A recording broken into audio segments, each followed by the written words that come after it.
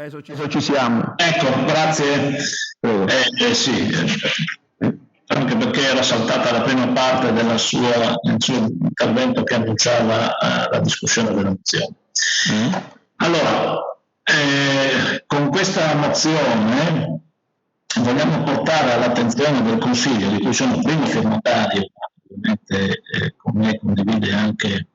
il collega Moretti e il gruppo del Partito Democratico, vogliamo portare all'attenzione del Consiglio il tema della incompatibilità, della presunta incompatibilità, nel caso specifico è riferito alla figura del consigliere Pierino Zanin, che è anche Presidente del Consiglio. Il motivo di questa mozione sostanzialmente si ricollega a due diciamo, temi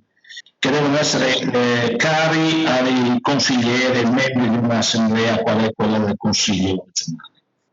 E richiamo che di questo tema se ne discusse anche nel Consiglio regionale della precedente legislatura,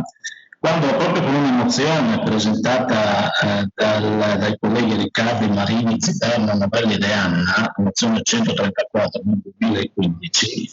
si entrò in merito al tema della presunta incompatibilità. C'erano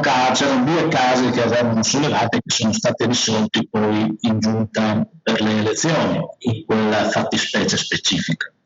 Ma in questo caso si affrontò il tema generale, venne posto il tema generale e uno dei passi di questa mozione, che venne poi approvata dal Consiglio regionale, fissando tra l'altro dei punti, credo anche significativi, che rimangono a mio avviso, a nostro avviso, assolutamente validi, appunto evidenzia un passaggio nel quale si cita affinché l'etica indispensabile per svolgere attività pubbliche non venga condizionata dagli interessi privati che vanno eliminati principalmente in via preventiva. Questa mozione appunto si rifaceva proprio alla disciplina per il conflitto di interesse degli eletti in Friuli Venezia Giulia. Da questa mozione poi appunto scaturì anche una modifica del regolamento specifico, laddove fu tra l'altro sottolineato come sia indispensabile proprio per la trasparenza e per la assoluta diciamo così certezza del diritto in sede dei rappresentanti del Consiglio, che siano nel Consiglio regionale, che ci fosse una attenta e continua verifica da parte anche delle strutture, degli uffici della Presidenza del Consiglio circa anche quelle che possono essere non solo cause di incompatibilità o ineleggibilità in fase di prima elezione, ma anche quelle che emergono nel corso del mandato. E questo, tra l'altro, anche, fu così proprio citato, anche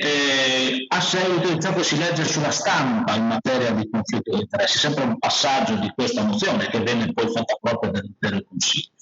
Perché anche questo può essere per la politica, così si un'occasione unica per riconquistare la fiducia di cui c'è bisogno, consci di essere all'altezza di un compito tanto difficile. Ecco, con questo presupposto, con questo desiderio, questo animo, ecco, abbiamo inteso presentare questa mozione, una mozione che a seguito a quello che è stato ovviamente sulla stampa, poi è stato anche nel dibattito, una evidenza che era stata posta alla termine nella seconda parte dell'anno scorso e che era approvato in giunta per le elezioni il 28 gennaio il 28 gennaio di quest'anno, quando appunto su iniziativa del rappresentante del Consiglio Democratico in giunta per le elezioni, il consigliere Cosolini, fu discusso questo tema. Questo tema ha avuto una sua valutazione da parte degli uffici, ritenendo non competente la giunta per le elezioni in quanto organo del Consiglio di verificare la potenziale incompatibilità, ma dalla relazione che il segretario generale che ha anche autorità anticorruzione, quindi anche l'autorità preposta nella segnalazione di questi casi, si nota come si legge testualmente: dagli approfondimenti effettuati è emerso in particolare che non poteva escludersi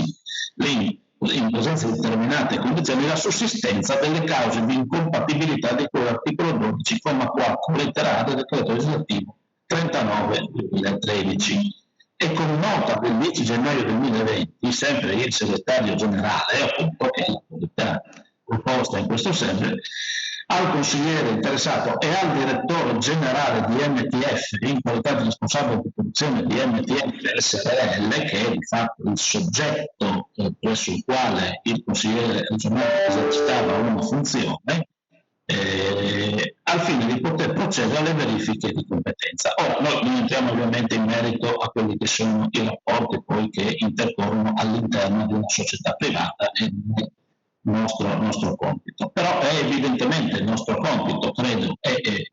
il dato che noi, sul quale noi ci sottolineamo, è appunto portarlo in consiglio regionale, in quanto consulta per le elezioni a questo punto non ne sarebbe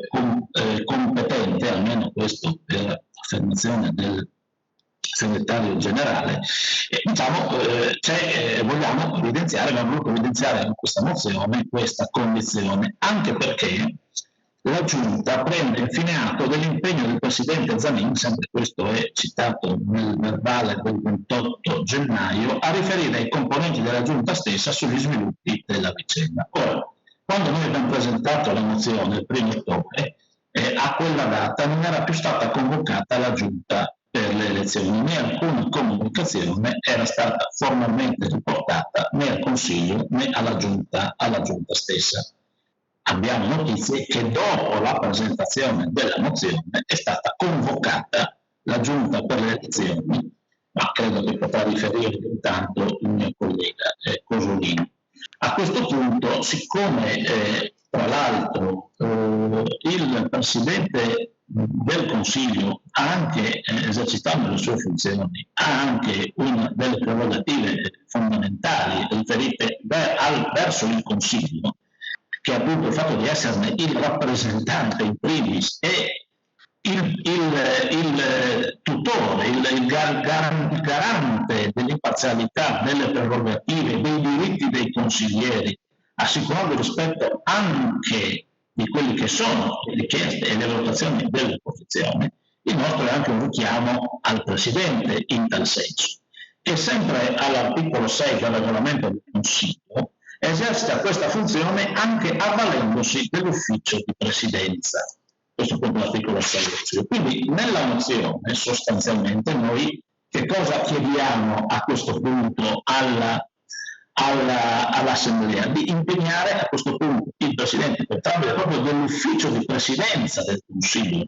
regionale, di verificare quello che è di fatto l'esito di queste procedure. Come dico, l'esito di un'azione che ovviamente, essendo in qualche modo esterna, così è stato dichiarato, ai compiti e alle prerogative della Giunta per le elezioni, interessa comunque direttamente quello che è un componente dell'Assemblea del Consiglio, quello che è di fatto tra l'altro non è il Presidente, ma quello che purtroppo dobbiamo evidenziare è anche il responsabile anticorruzione della società alla quale è stata indirizzata al tempo la lettera che evidenziava la potenziale incompatibilità. E in questo senso crediamo si evidenzi ancora più la potenziale incompatibilità. Ultima nota, e questo è solamente un appunto al Presidente, sia il Presidente, voglio ovviamente polemizzare, ma mi spiace a me doppiamente che in un articolo lei abbia inteso la proposta di questa mozione come un venir meno ad un vincolo di terzietà che il Presidente del Consiglio Franco Iacono della precedente legislatura dovrebbe mantenere anche in questa legislatura, perché le posso dimostrare che questo è assolutamente un atteggiamento imparziale. Noi entriamo in merito a quelle che sono ovviamente questioni che riguardano la parte privatistica del rapporto, ma credo che nel momento in cui c'è nei regolamenti e nella funzione stessa del Presidente, il compito e il ruolo di essere un garante della trasparenza, un garante della necessità che l'Assemblea abbia in sé tutti i requisiti di fiducia e di certezza degli obblighi e degli impegni che ogni politico deve avere nei confronti delle collettività, io credo che sia importante, perché, come dico, abbiamo approvato un tale impegno nella precedente legislatura e io mi sento anche di essere vincolato a questo impegno anche in questa legislatura per non svolgere più il ruolo di Presidente.